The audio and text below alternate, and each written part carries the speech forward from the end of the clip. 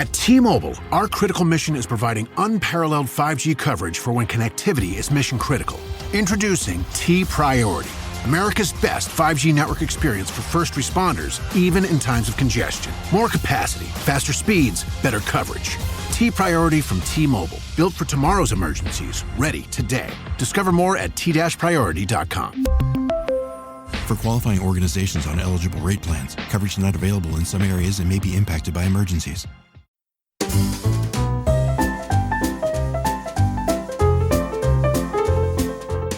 You're listening to the Animation Addicts podcast with the Rotoscopers, episode 178. Interview with Chris Sonnenburg, executive producer of Tangled the series.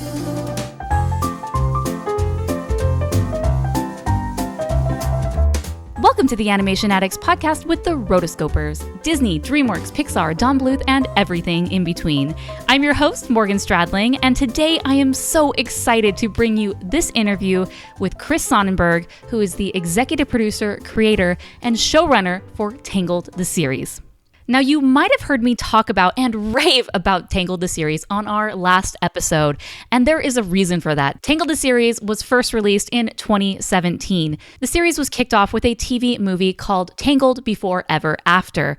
Then it proceeded to have 3 incredible seasons on the Disney Channel and just wrapped up its 3rd and final season this past March. And the 3rd season actually just dropped on Disney Plus a few days ago, so I thought it would be a perfect opportunity to bring Chris on the show to talk about the series, his work on the show, how he came up with the concept, and a few more behind-the-scenes goodies. So before we dive into this interview, I want you to know that we are going to be talking about the entire series as a whole. So there will be spoilers in this interview. There were things that I just had to talk about, and I had to go directly to the source to get my answers.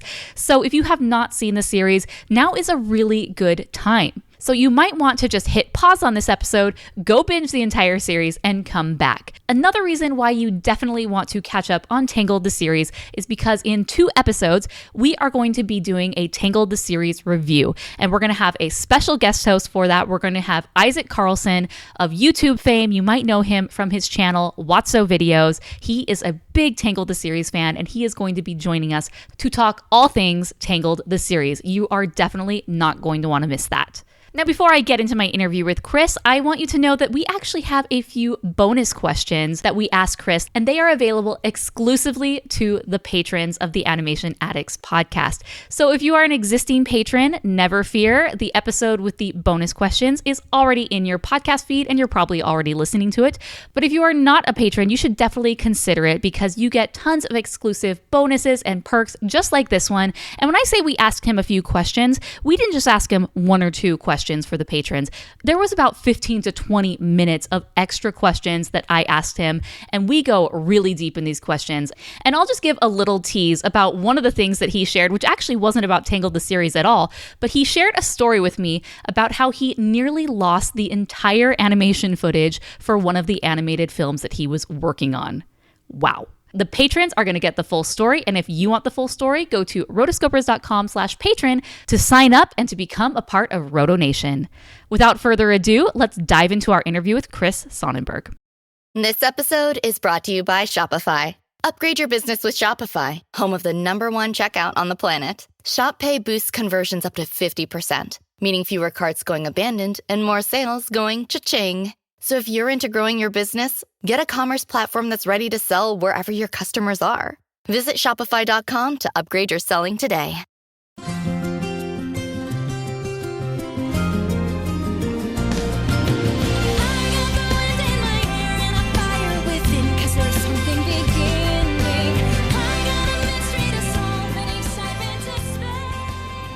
All right, so we have Chris Sonnenburg, who is the executive producer, creator, and showrunner for Tangled the series, or Rapunzel's Tangled Adventure, and we will talk about that name in a bit. We are so excited to have you, Chris. Welcome to the Animation Addicts podcast. Thank you so much for having me. It's very exciting. I love anytime people get together and are excited about animation and talking about it. So let's get started. Yeah, so let's jump right in and let's talk about your animation journey, how you got into animation and ultimately how it led you to Tangled the series. Yeah.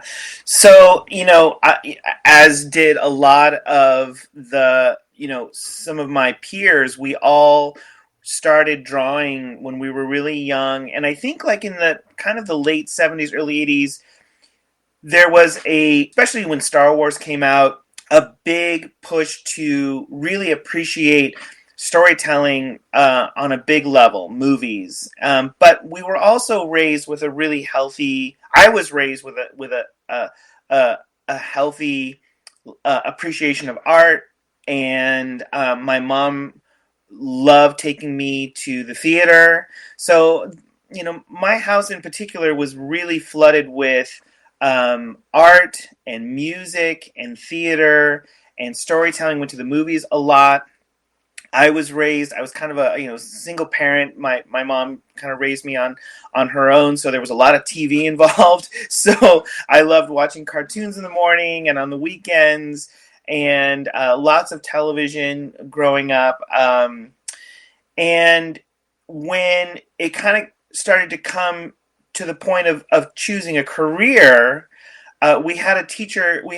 I was in my art class in high school, and we had a recruiter come from this school in Valencia called Cal Arts, and I didn't know anything about animation. I mean, how it was done, who did it. It was really kind of a giant mystery to me. But I loved drawing and I loved storytelling. But this recruiter came and started talking about a school that Disney would hire from. And I thought that was so interesting and so intriguing to me. So we did a little bit of research, and my mom took me to the school. I think it was a junior in high school, and we drove out there. And I just felt like when I walked into the department at Cal Arts, I had just kind of found my people. I found the place that I felt um, I I belonged. It was super weird. It was really creative. There was a lot of amazing people. I had seen a piece of animation paper for the first time, and it really lit a fire in me. And then kind of at the same time, we're doing things like seeing at the time Little Mermaid came out. And that just really shook me, as well as like, wow, there are people that make these things. And you got to remember, back then there's not a lot of internet. You didn't really see a lot of like making ofs. Yeah. There was like a 2020 on ABC. There was like a little making of the Little Mermaid or something. And I remember watching that and being like, wow, there's people that actually make these things and tell these stories. So I got really excited, and my mom took me to the school and saw like me light up. And from that point forward, it was kind of pushing me towards applying to the school, and then which I did, and my art teacher really got behind me, and really kind of changed my life from that point forward.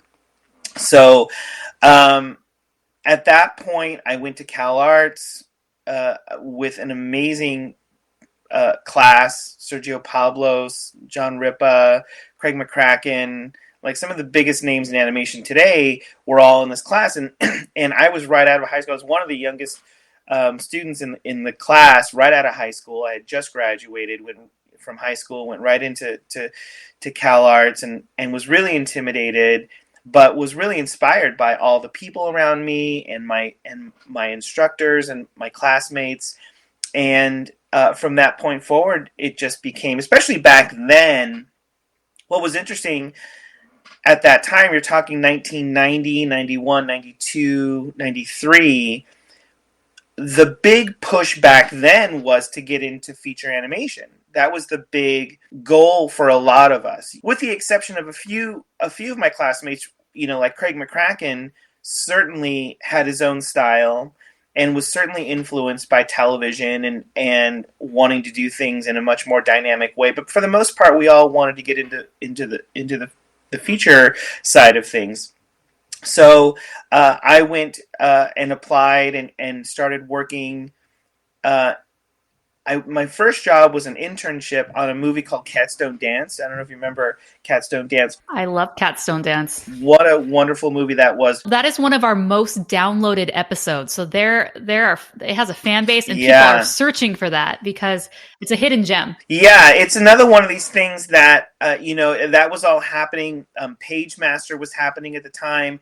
They were just kind of getting started on the idea of an Iron Giant was kind of happening at the time. So there was the big movement of Disney animation was moving, like Lion King and Beauty and the Beast and Aladdin was all kind of happening.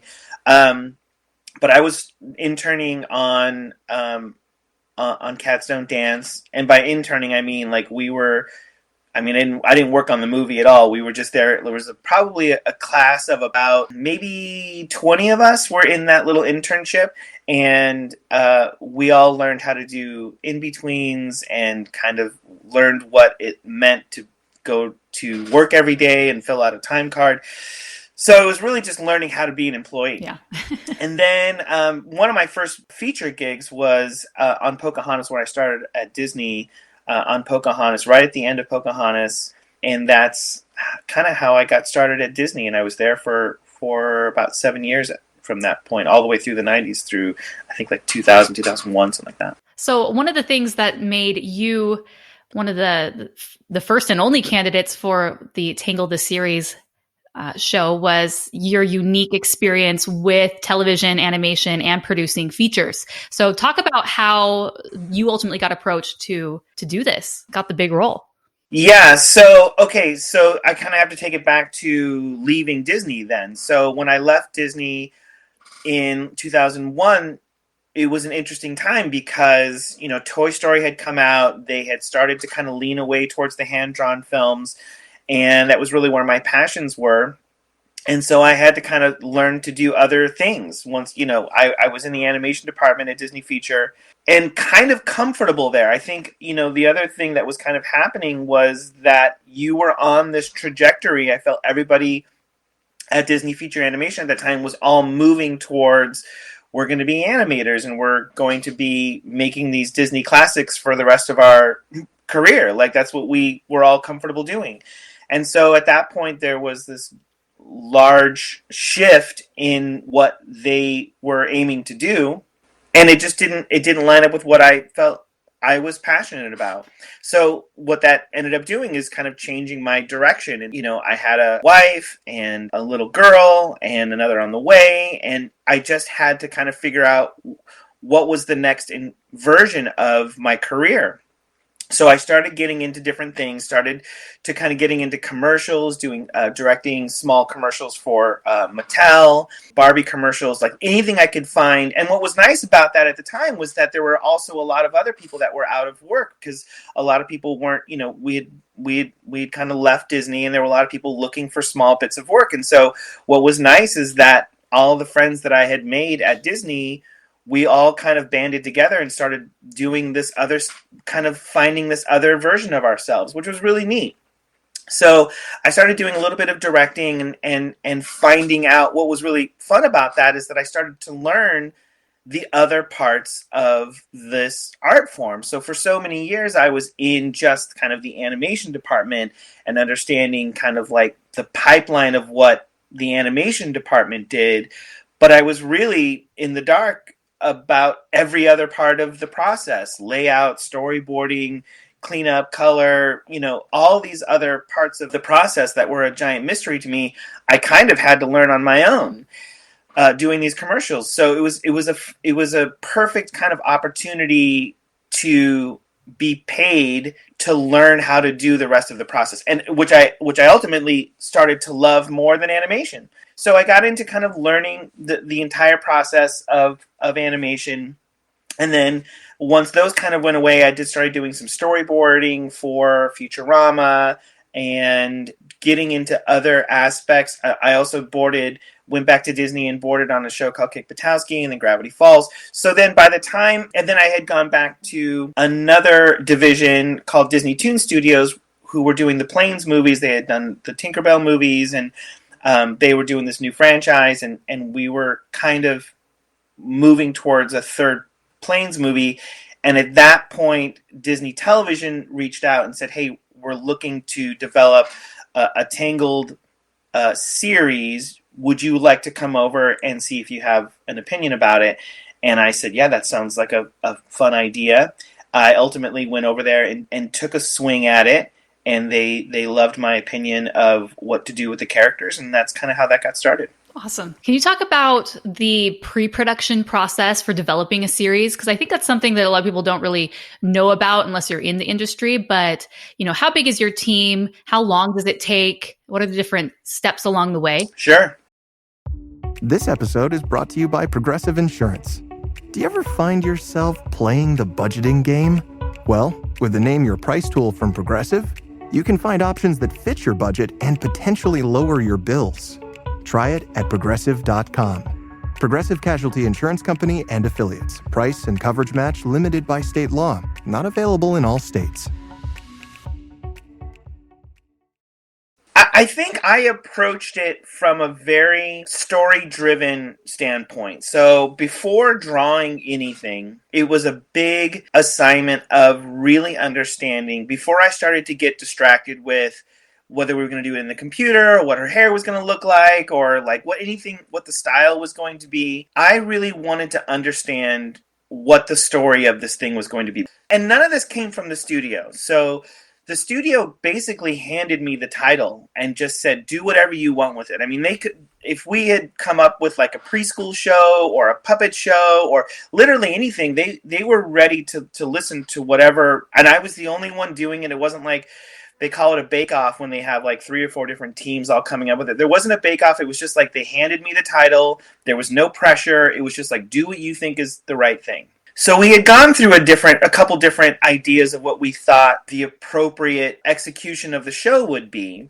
But it really kind of revolved around what was important to the character, what was important to the franchise, what made sense. It was me, my friend Jim Hull, who's a kind of like a story guru. He really understands structure and understands kind of my way of thinking and my thematic way of building things. Shane Prigmore and a couple of visual development people along the way. But really primarily it was story driven. What was important to the character? Where did she need to go? Where were we going to set it? Was it going to be before the movie or after the movie or after the wedding? Like there was a lot of discussions about what was the most entertaining and opened up the most opportunity for storytelling before we drew anything. And before we even had the discussion about execution of style. So, and now we're talking about, I mean, it really kind of came together, I mean, shockingly fast and probably faster than I probably would have liked, but we really cracked the big story rather quickly. Within a few months, we were meeting every day and really kind of talking through what was important for the character and what was important for us to say. I had 2 daughters growing up. I had a 15-year-old and a 13-year-old daughter at the house. We had a lot of conversations about what they were going through and what they would want to see in a show as they were growing up. They were certainly having, issues with friends and with us as the parents. And my viewpoint of it and my viewpoint for any kind of story is really write what you know and write what you're passionate about. And so since I was kind of around these young princesses every day, I kind of just brought into the office the experiences that I was having at the time. One of our patrons, she asked a question relating to this. So Yeah. What was the process of world building like? Because one of the things that makes Tangled the series stand out is its incredible world building and mythology. So tell us about how you ultimately came to the Moonstone and the Sun Drop, which was explained a little bit in the initial film. So can you dive into that a little more? Absolutely. So again, part of that conversation of what does Rapunzel need and what are going to be the things that are going to pull her. So once we had decided that the story was kind of going to take place between the movie and Tangled Ever After, it started to become this conversation amongst us as a development team. Well, what are the things that happen to you in your kind of early 20s, late teens, and kind of things like that? So we started talking about our friendships and started talking about our relationships, and out of that came this idea of like, well, what would a friend look like for Rapunzel? Like, what kind of a friend would she want and look for and need? And so you start talking about the mythology, and every bit of the mythology in terms of the sun drop and the moonstone all kind of has to revolve around the relationships, right? So we're talking about, well, if there's somebody else in her life, how can we hang the mythology on the relationships? And so we started coming up with the black rocks and understanding, what this moonstone was going to look like. And then beyond that, and back and forth, how do we reflect the mythology in relationships, and how do we get the relationships to reflect the mythology that's happening? So everything that we did hopefully had two sides to the conversation. One didn't live necessarily without the other. If we were pushing her towards a marriage and towards a destiny, then we were also pushing her towards, this magic as well. And so the rocks were there to kind of push her along. It was really important for us to have a rhythm to the storytelling. If something was happening in the magic or in the mythology, then it also had to be happening in the relationships. And so there had to be this kind of conversation back and forth between the two, and one didn't live necessarily without the other. And so that way you have this fun, actiony, musical, romantic movements are kind of happening at the same time. That's kind of how that all happened. The world building really came from, well, and then the other thing about the world building is that we had a great template in the film. So we kept going back to the film and really understanding what the tone of the film was. Nathan and Byron had done such an amazing job of really establishing a ground to that world, that it was part reality, but part fantasy. The characters were very real and very grounded. And we just took that and ran with it. It wasn't, the magic in the show, of course, we had to build it out a little bit just because from week to week we wanted to have something to kind of see every week. But really the characters became the driving force of what was appealing about not only the movie, but then what we felt we had to do in the show.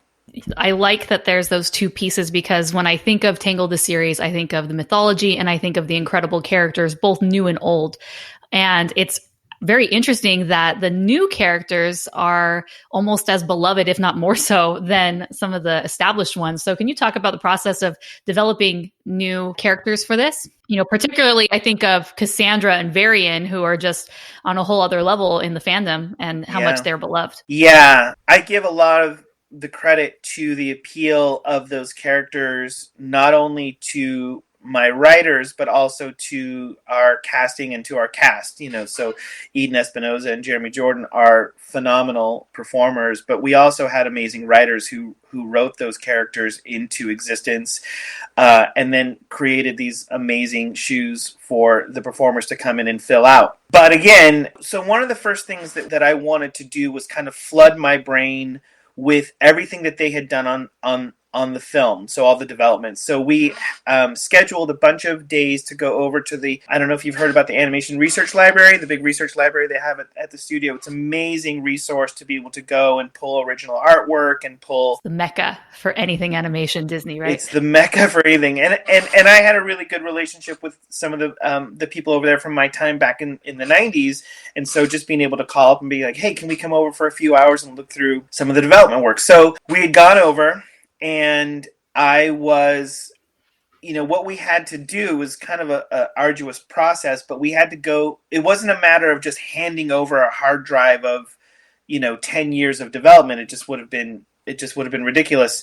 So what they wanted me to do was kind of sit in front of a computer, and they had every file just kind of cataloged in this massive hard drive, and I was just going through with on the computer with an arrow key, and every image had a number, and I had a production person with me, and as we were going through, I was just saying numbers: 403, 405, 527, 528, 428, and I would just, as I'm going through and looking at images, I'm just rattling off numbers so that they could then give me copies of the images. Okay, so as I'm doing that, we get into and you can kind of see the kind of flow of development. So I can kind of see like an older version of the movie as we start getting into kind of Nate and Byron's version of it, and as we get into the end. And we went through this kind of pocket of images where there was a version of, I think it was Rapunzel's mother,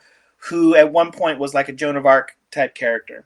And so we were kind of thumbing through, and I saw a few of these images of this Joan of Arc character. I didn't know kind of the context of it. None of them had any context. They were just these sketches. And there were a couple of these beautiful images of a Joan of Arc character who just looked strong and just looked determined and just looked tough and beautiful and capable. And I was like, this is somebody, like, without any context of what the creation was, I just started thinking, like, this is somebody that I think Rapunzel would, because I was so taken with her, I was like, well, I think Rapunzel would be taken with somebody like this, would really be appealing to her, because she was so, of course, locked away for so many years. What does somebody like this look like? We went back to the office and I started pinning up these things, being like, what does this look like? And, Cassandra became really the first step into the built out world. We knew we wanted to have mom and dad in there. We knew we wanted a relationship with dad,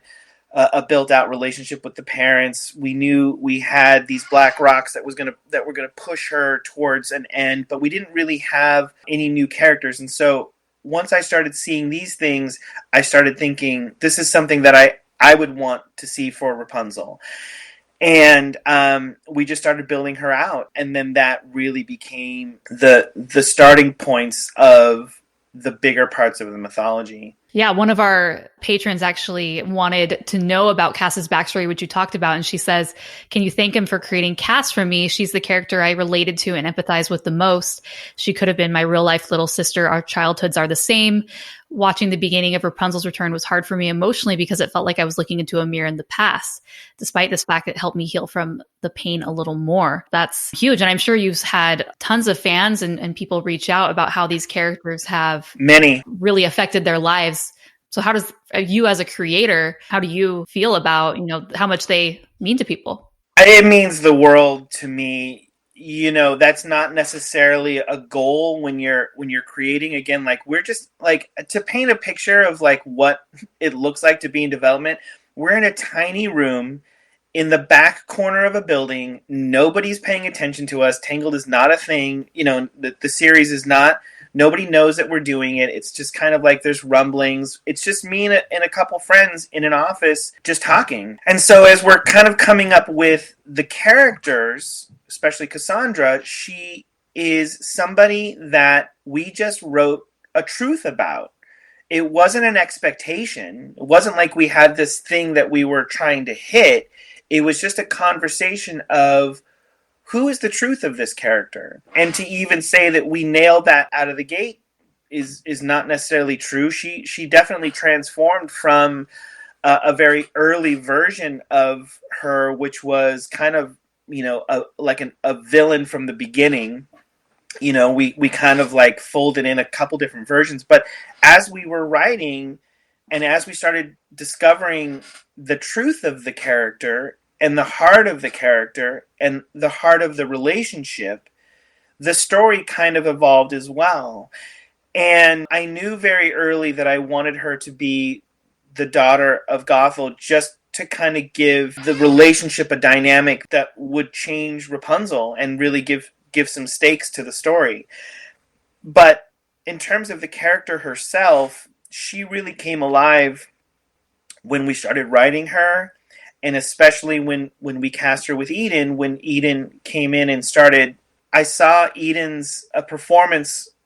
Well, okay, to even go back farther, I loved the fact that Donna Murphy came from Broadway.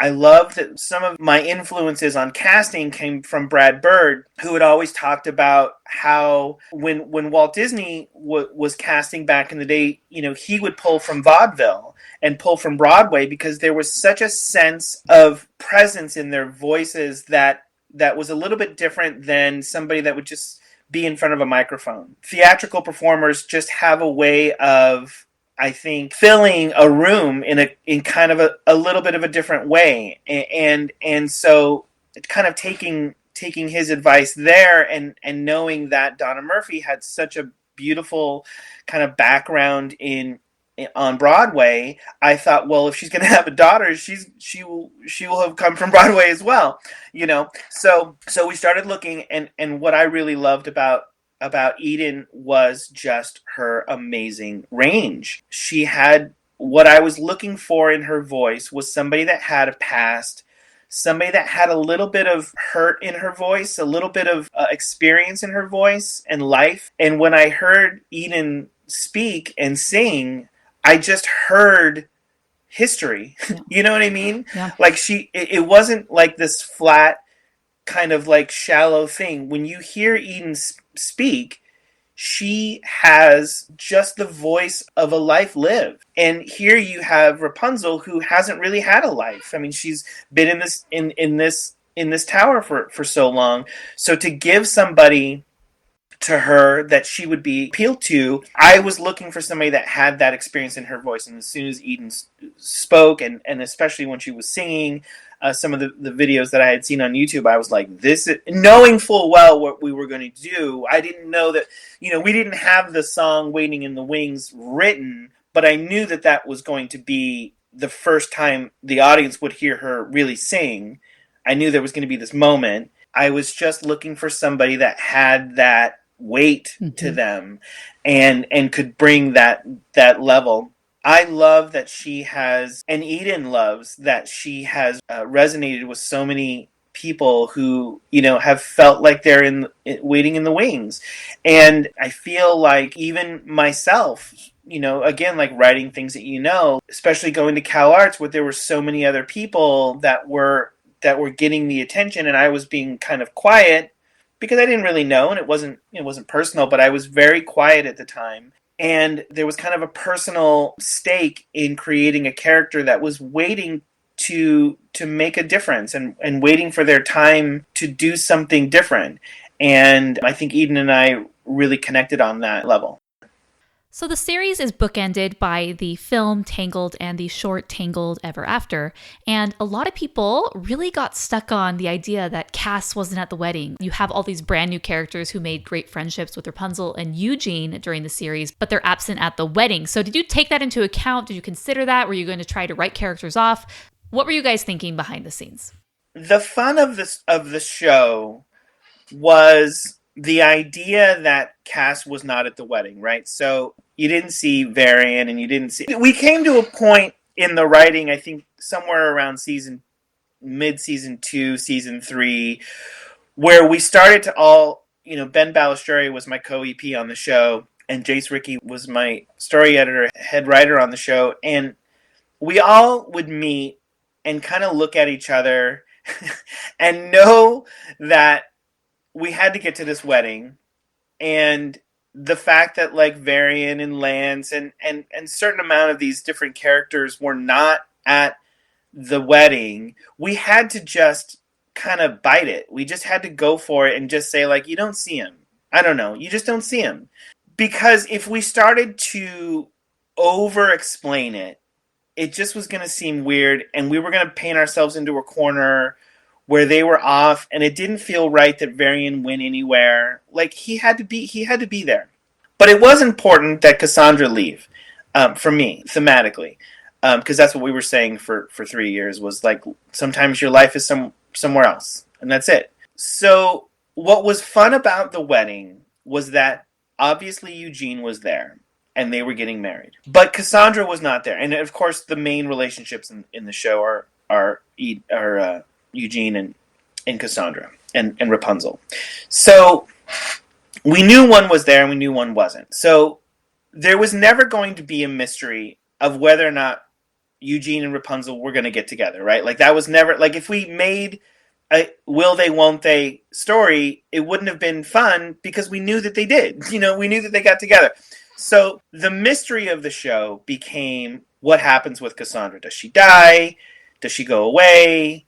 Is she somewhere, you know, in the background? Like, you know, for the audience, we took advantage of the fact that she wasn't there to keep the mystery of what happened at the end of the show. Now, of course, everybody knew we wanted to have a happy ending, But we took advantage of the fact that she wasn't there to help craft the mystery of the turn of her. You know, when she turns evil or turns to a darker side, it really was like, oh, well, like, what is going to happen is, like, Rapunzel, because we had the conversations, like, she's going to have to destroy her. It was like, well, what does that mean? Like, and that, I thought, kept the appeal of the show alive, in terms of showing or not showing characters in the wedding. We just kind of had what we had, and we just went forward with it and told the best story that we could.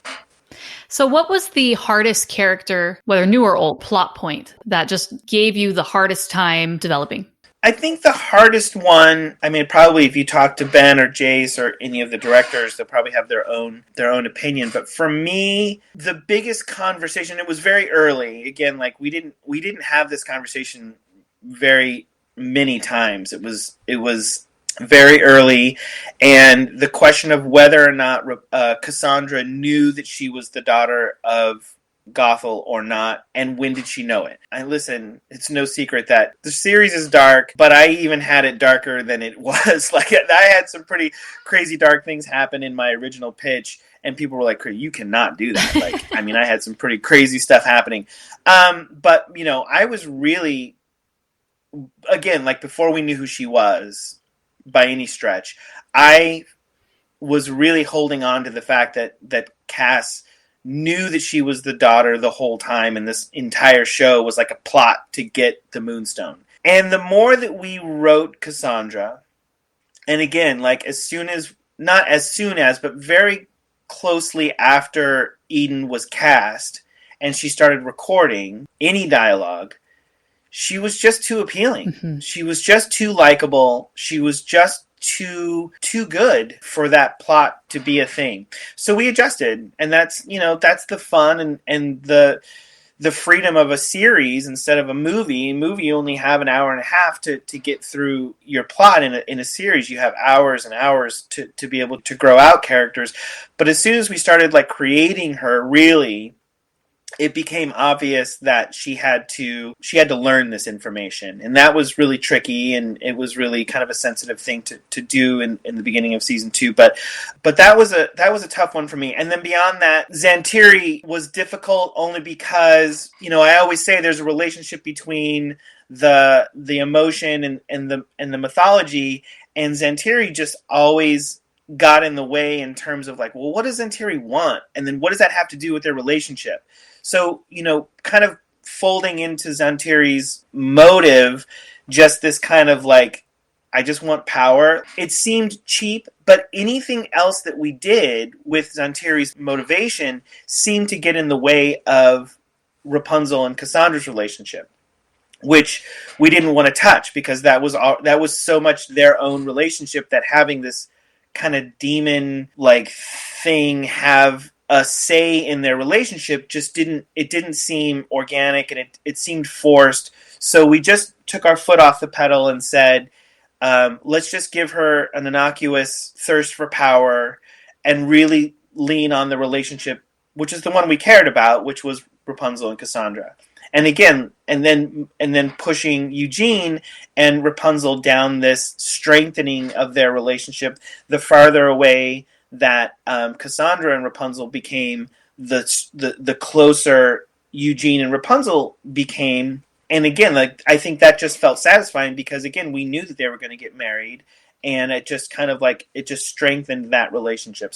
So in terms of like difficulty, those were kind of the two big ones for me. There was a lot of mythology things as to like what we do with certain things that we had set up. And ultimately, I just think that it just kind of came down to what was important for the show. And for me, always was their relationship and how that evolved. Speaking of some of those plot points that didn't make it, so what's something that you really wanted to see in the show, but because of the way the characters were going and the plot was going, you just couldn't fit it in? Believe it or not, it was the opposite, where we kept bringing really amazing dynamic things to the show. So early on in the show, like, my main priority in the show was holding true to who Rapunzel was, keeping the tone and the fun and the appeal of the film in the show, and the performances were always really important to me, animation-wise and from the storyboards going forward. But beyond that, I tried to lower my expectations as much as possible for what else could come in, because I knew if we were doing our jobs right, then the writers and the directors and the board artists and the performers and the background artists consistently blew me away. So it was the opposite, where there was very, very few things, if anything, that I wanted to do that we couldn't do, as much as holding tight to the things that I knew we wanted to do and then raising the bar from there. And that's what our crew did. I mean, there was such a love of the movie from everybody involved that I knew bringing people on with a strong heart would raise the bar. And that's what happened with our background designers, with our storyboard crew, with our writers. Everybody brought so much of themselves to the table that it got to the point where every day I was blown away by something new on the show, whether it be the music or whether it be a background or a character design or a color palette. I was always like, oh, I never would have thought of that, and that is amazing. And there were things even like when we delivered the show, and I would watch the show, and there were things that the fans would point out that I didn't even know that we did. That little tiny performance things that Mercury, who's our animation studio in Canada, things that they would put in that I didn't even catch. I didn't even notice. I'm looking at, again, like, my priority. Is it entertaining? Is it funny? Is it romantic? But I have my priority things I'm looking at is the animation, what I want. But there were so many details and so many beautiful extra things put into the show by the crew on a consistent basis that my job became just like letting people do the things that they were great at. And hopefully that's what a great show is not just one person, but it's an entire team. I was very specific and I was very hard on my team to maintain the things that I held as a priority, but giving them hopefully the freedom and the opportunity to build out things that they felt passionate about became the joy of creating the show. So who are some of the unsung heroes of the crew that you like to shout out, give more attention? Alan Bodner was our art director on the show, and his color sense. Okay, so there's two things with Alan Bodner. Number one, his color sense, and when you look at our show, it's just gorgeous. Mm-hmm. The color is just so beautiful, and he has such an amazing sense of whimsy and beauty, but also can bring darkness, and it's just so great. But the other part of Alan is that he is such a cheerleader for the production. And to be able, I don't want to get like teared up thinking about it because I won't, but I have and I do. But to have somebody like Alan just peek his head in throughout the week and be like, "Hey Chris, I love working on the show. Like it's have a great day." Just dumb things like that when I'm in the middle of some crazy meeting or I'm trying to solve some huge issue or we're having budget problems or scheduling problems or staffing problems, to have somebody as bright and wonderful as Alan Bodner to be able to just step in and without a care in the world and without any motivation or without no selfishness at all, peek in and just give you a word of encouragement, it's priceless. I couldn't have done it without people like him, and which we had a lot of. The crew members across the board, I give a lot of credit to our board artists. I give a lot of credit to our directors, who, again, gave so much of their heart. Our production staff, Joe Crowley, who was our line producer, had an almost impossible job of justifying my crazy vision for this show to the studio. He challenged me a lot and I challenged him. It was sometimes it was not fun to put up with me in my asks for how much more we wanted to do. When I came to him and say, I want to do a paper cutout sequence, or I want to do a crazy thing with this, it's going to cost this much money, and see his hair fall out, but somehow get it executed was invaluable. And there are so many MVPs on the show. Ben Balistreri, he gets a lot of credit, but I got to give him more credit. So many nights of character designing. I mean, he was a character designer. He was a story guru. He was a storyboard artist. He was a director. He was my best friend. I couldn't have done it without so many people. So anyways, that's a short list, but the list can go on and on. But I just had so many people in my corner that believed in me and believed in the story and believed in this narrative that I couldn't have done it without them. Yeah, it seems anyone who worked on this series is so proud of it and shouts to the rooftops, here's my storyboards, here's a background I designed, here's final animation that I worked on. And it's really cool to see so much pride in that. Yeah, you really point out something that is, I think, kind of rare. There's certainly crews and artists that put things out from the things that they're working on. People certainly fill their portfolios with the projects that they've worked on. But it really makes it obvious that we made something not only special for the channel and for the company, but something that really resonates with the people that created it. And they're amazing. So one of the things that also makes this series stand out is the incredible 2D animation by Mercury Filmworks. And so what they did for this series, you ultimately went with 2D animation using rigged characters, also known as puppet animation. So can you explain to someone who's not necessarily in the industry how that works? Lots of shows use that, but your show stood out so much. So how were you able to elevate it to that level? How does it work? Yeah, I have no idea. That's my short answer. But I'll do my best. Okay. So when we were choosing a style very early on, Gary Marsh, who runs the entire channel, was very vocal in he loved the movie, and it was one of his favorite movies done by the studio, and was very vocal in kind of how we wanted to execute it. And so I say, like, very early, we weren't doing a lot of drawings, but at a certain point we were coming up with visuals. And so Shane Prigmore, who was my development partner, were doing a lot of these drawings. And the drawings consisted of these little vignettes that were really funny about, what kind of adventures that the crew could get on throughout the series.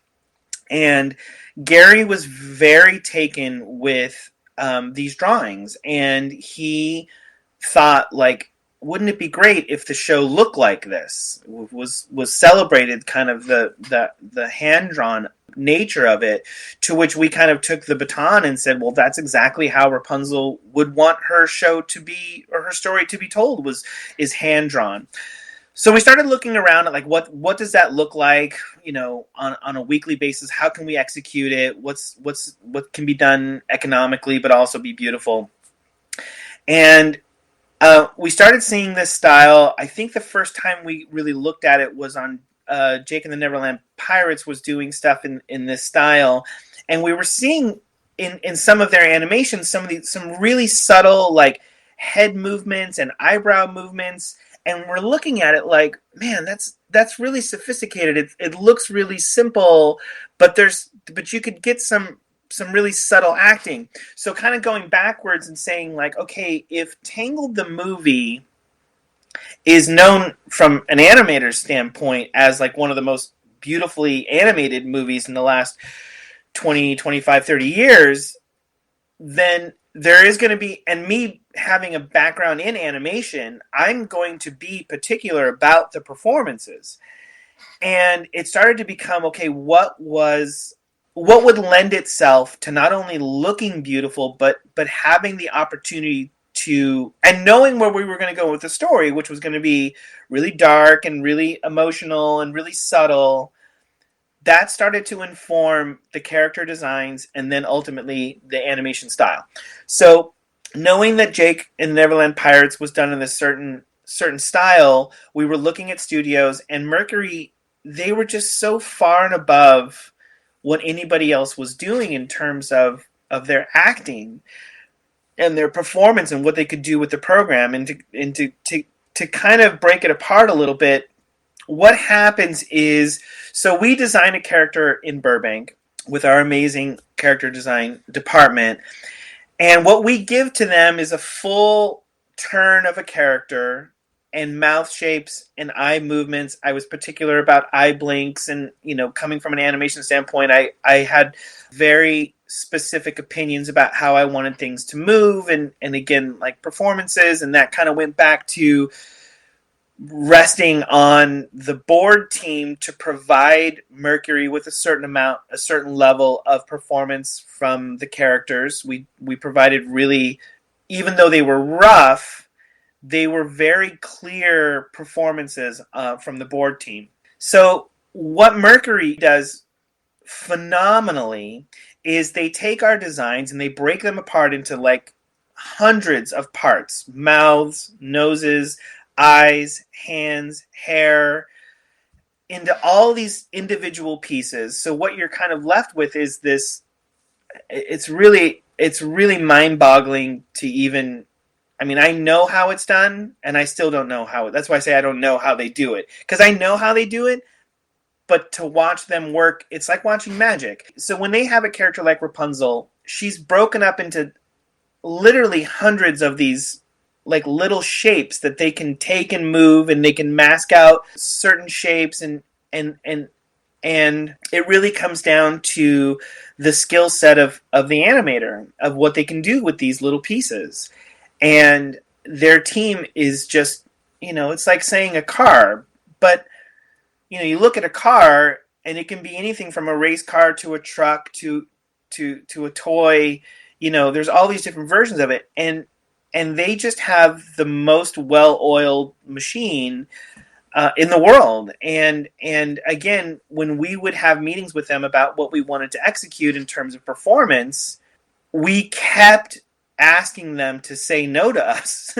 Like, tell us you can't do this. And they wouldn't do it. We would have so many meetings. Like, Ben and I would look at each other and be like, when are these guys going to tell us they can't do something? Because we keep giving them these really dynamic things to execute, and they just do it.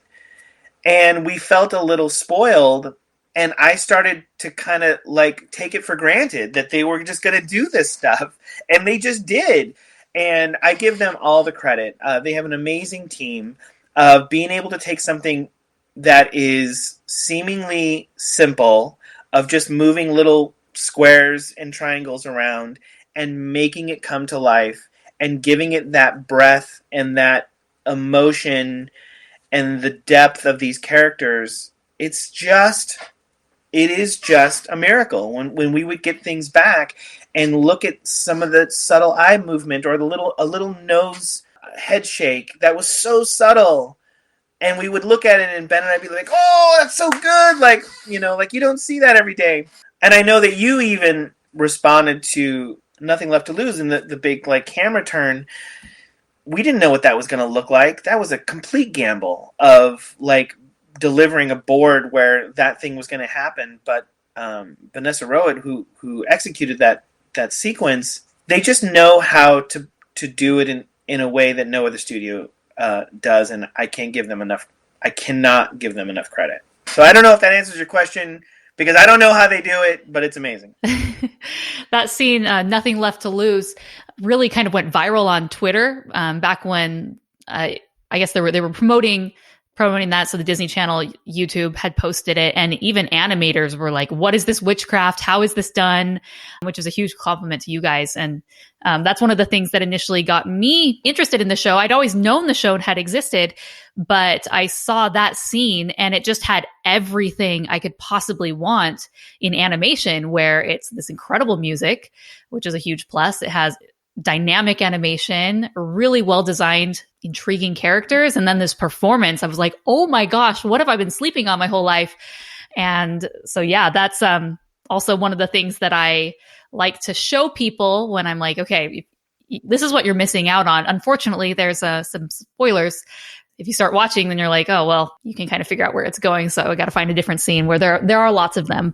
Producing that song, yeah, when it came back, it was so beautiful that we, and the animation level, Eden and Jeremy's vocal performance, like we had to lift everything higher, because every part of the story and the music and all the aspects were lifted, it just that moment in the story just ended up being such a powerful moment. And I think that's kind of why it went viral, not only because of the animation, but again the music and the performances, and the color, like everything just kind of like converged with that song. And then beyond that, what I'm particularly proud about is that Rapunzel and Eugene are not in that sequence. Do you know what I mean? Like the two anchors from the movie are nowhere to be found in there, and that is just a testament to the writing. It's a testament to the animation,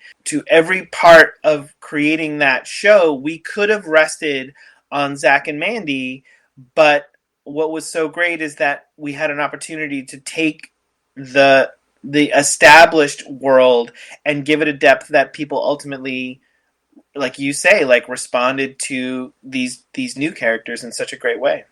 So talking a little bit about the songs, that's another thing that makes your series stand out from others is that it has this Broadway style songs that are incredible caliber. You brought back, I think when you think of kind of the hierarchy of songs, there's theatrically released songs, which are high level, and then there's direct to video and then TV, just a different level, which we've come to expect. And you shot that back up and set the bar so high by bringing back Alan Menken and Glenn Slater. So can you talk about producing songs for TV? Because you have quite a few.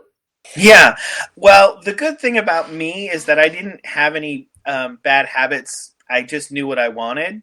And having such a firm kind of background in my passion for Broadway and my passion for the Disney musical, Howard Ashman's kind of viewpoint of what the role of a song is and how to use it in storytelling as kind of the backbone of how we went into music on the show, it was extremely important to me to not only have Zach and Mandy involved in the original cast, but to have Alan and Glenn involved in making the music as well.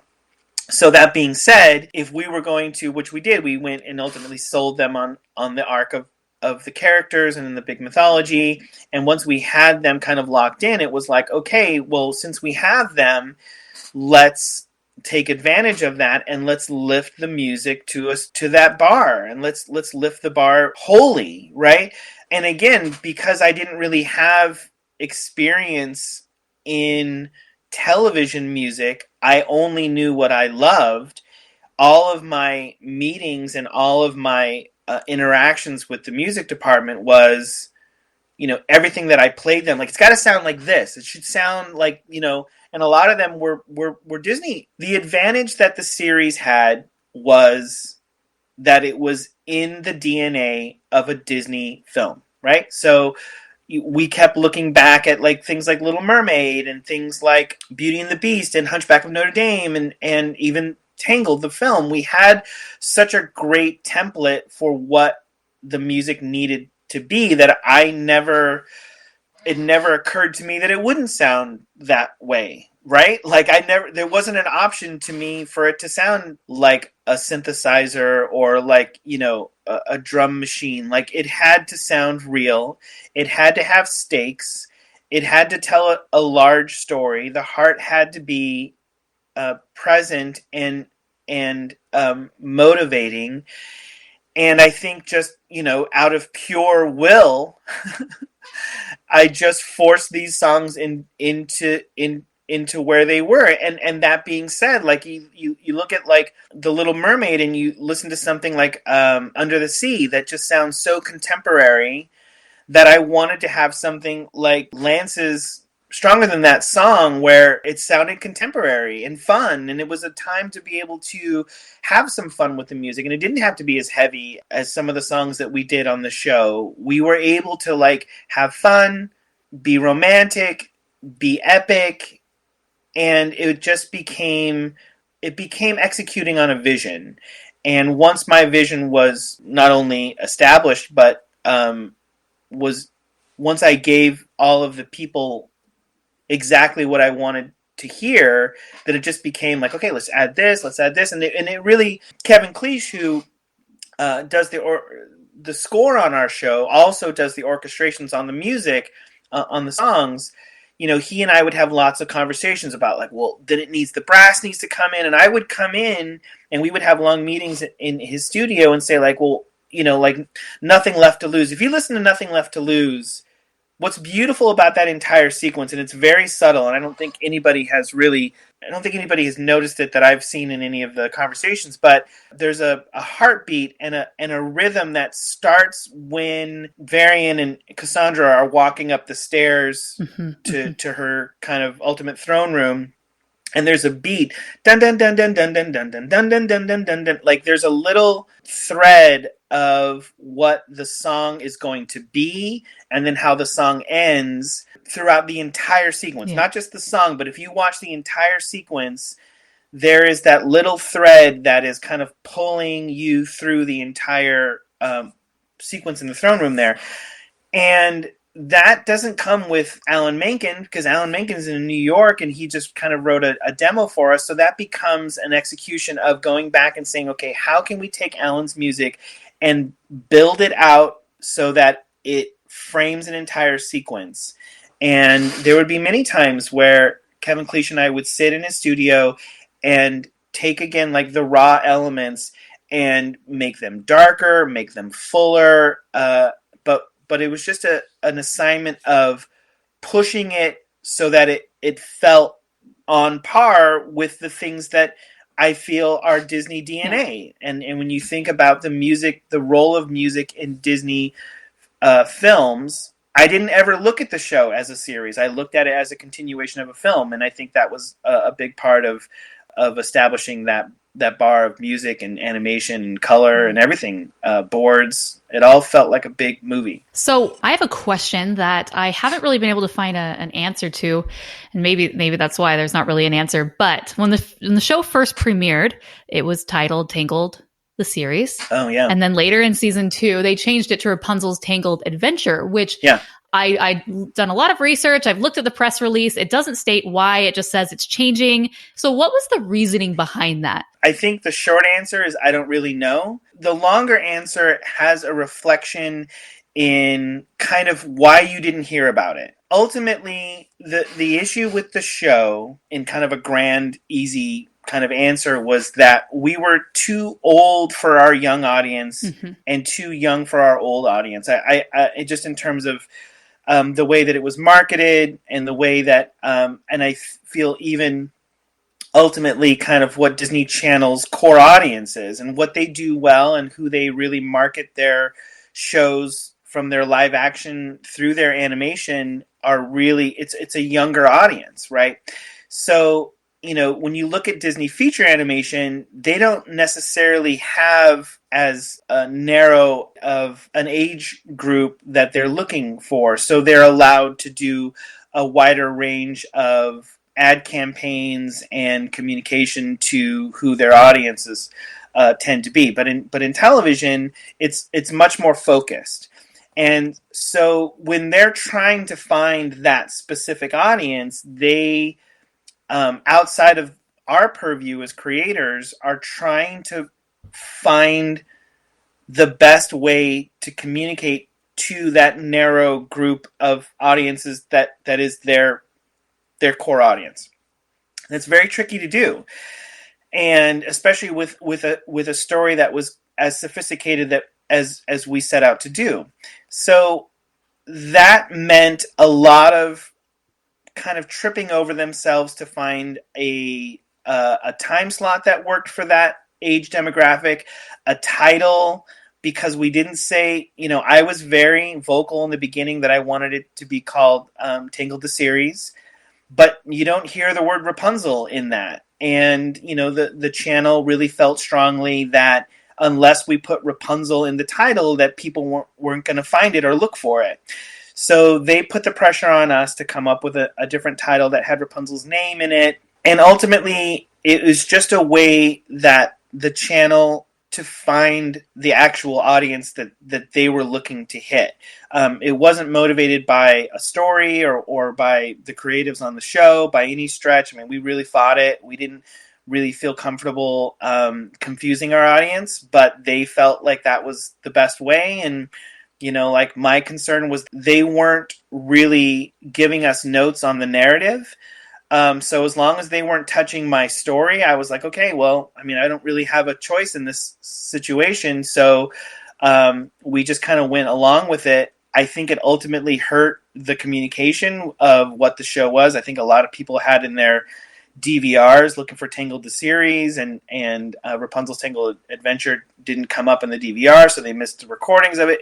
It was kind of miscommunication, I think, at the end of the day, and something that was led not by the creators or the creatives on the show, but really led by the more corporate side of it. And they do what they do. They do, it's Disney, and so you kind of have to trust after 100 years of what they do that they're gonna treat it right. There was a lot of trust on our end that the decisions that they were making were going to be the right ones, but ultimately it's hard to know what's going to work and what's not going to work, and we just put our trust in that. Yeah, a lot of kind of criticism online comes from how in season 2, just a lot of promotion was off, or lack of it, and time slots were shifting around, which is such a shame because the series is so good that it's a shame that it didn't really get the attention it needed, and the promotion that it needed at the time. But I think it's coming around now, and I think people are, with the help of people like you and with YouTube and with Disney Plus, I think people are the right audience, the proper audience. We'll find the one that we will find it. The one that we set out to speak to will find it.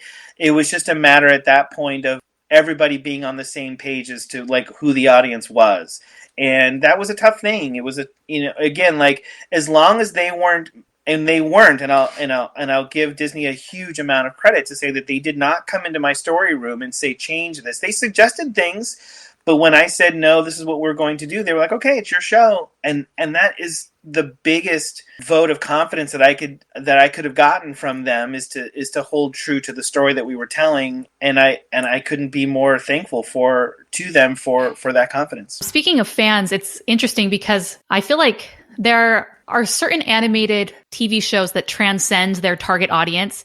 I think you'd alluded to this. In a different interview, you had mentioned that your target demo was Broadway nerds age 16 to 18. Sure. The channel probably was girls ages 9 to 14. However, it seems that it has really struck a chord with adults and young adults.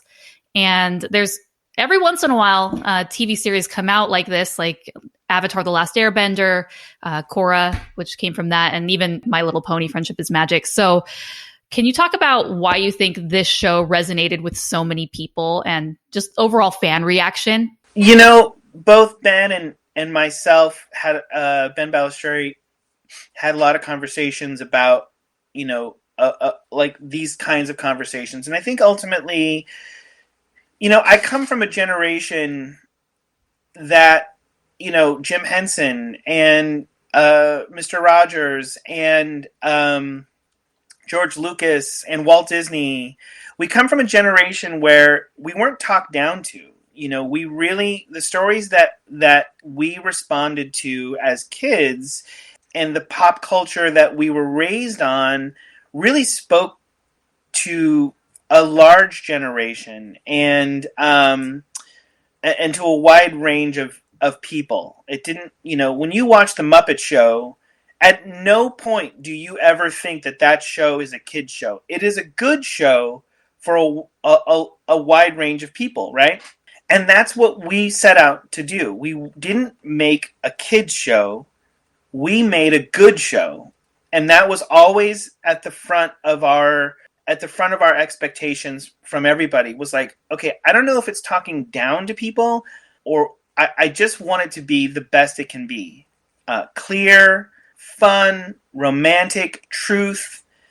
And I think a big part of that is the truth of the storytelling. Because I put truth and these characters out front, that is what people, I think, ultimately responded to, is that the relationship and the drama that these characters were going through were real. That came from a commonality that we all had of storytelling and the beauty of it. And at no point did we ever say, let's make this for kids. Like, it wasn't, we just made it for ourselves. I made it for my daughters, again, like, and it's, and I've said this many times about, like, season 1 is about me and my daughter's relationship. I hate to keep being such a broken record about it, but it's so true that we took our cues from Disney feature. Like, what I learned in the 90s in terms of, like, how we were telling stories and the way that we were doing things, that's how I was just doing what Disney taught me to do, from a very young age. Good music, good stories for everybody, for an entire family. All right. So my final question for you is, now that the series has ended, it's interesting because we talked about, the lack of promotion perhaps at the time, but it's really had this resurgence now that it's ended, because it has ended on such an incredibly high note, and it's getting a lot of the viral attention that it deserves. And so what is your final thoughts on working on Tangled, the series, as it wraps up? Wow, that's such a big question, because I don't know that I've had... That's a great question, because I don't know that I've had the perspective yet to look back on it. To have been a part of something that has been so meaningful to so many people is such an honor. I remember being, a kid and knowing the effect that stories and characters and movies and shows had on me at such a young age, and knowing that this show is having a similar effect on creatives across the country and around the world is such an honor. I'm so humbled to have been a part of that story, and I just hope that as this thing moves forward and people, new audience comes in and finds it, that they can show it to their friends, and it can still speak to an entire generation who may be wondering what to do with their lives and wondering what their destiny is going to look like. Are they going to stay in their town? Are they going to go off and find their own way in the world? Plus en vous means that there's more in you. I feel like every person that watches the show has an opportunity to look at themselves and understand that they're not defined by the situation that they're in, that they can dig deeper, they can find the more in them that pushes them to a better version of themselves, and to continue to strive and grow as a human, as a creative, as a friend, as a son or daughter, as a father, mother. We all have it in us to grow, and I hope that message comes across in the show to many, many, many more people. Yeah, the show is incredibly inspiring and has hit home a lot of ways. I know when I finished the series, I cried, which doesn't happen much. And it was kind of the culmination of these characters, the animation, the story, and the themes and narratives that you guys had told. So, congratulations on major props on the good work. Thank you. That means so much. Thank you. So we actually are going to have some bonus questions that we are going to have exclusively for the patrons. So if you are a patron, stay tuned, because those will be coming right up. But, now that the show is over, I know on your Twitter bio, it says you are currently creating the next great American musical. So what sort of tease do you want to give for those on your next project? Well, I've been certainly affected by Tangled and its effect on my life, not only creatively but personally. But as I go into my next project, we've had this conversation about who the show was for, and I've told so many people this, that I feel like I only want to keep going with that. So as I start developing and start thinking about the characters and the things I want to say in my next project, it really revolves around going deeper with the music, going deeper with the characters, going deeper with relationships, and I love animation so much. So my questions are now like, what's the best way to use animation to do that? So look for bigger stories, more meaningful relationships, and big news coming soon, hopefully. Awesome. Sign me up. I'm ready.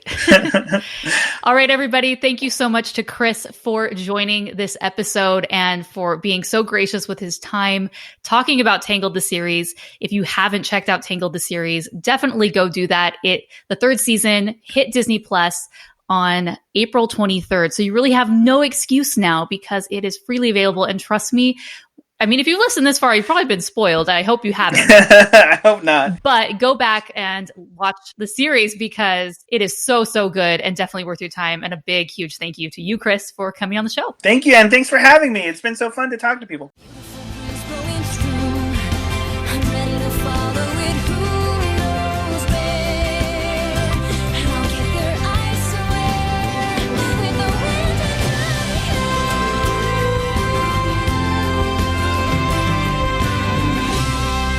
I want to give a huge thank you to Chris Sonnenburg and was so giving with his time. It was truly an honor to interview him and I had such a great time. So definitely check out and follow Chris on social media and I will include links to his various profiles in the show notes. You can go to rotoscopers.com/178 for those.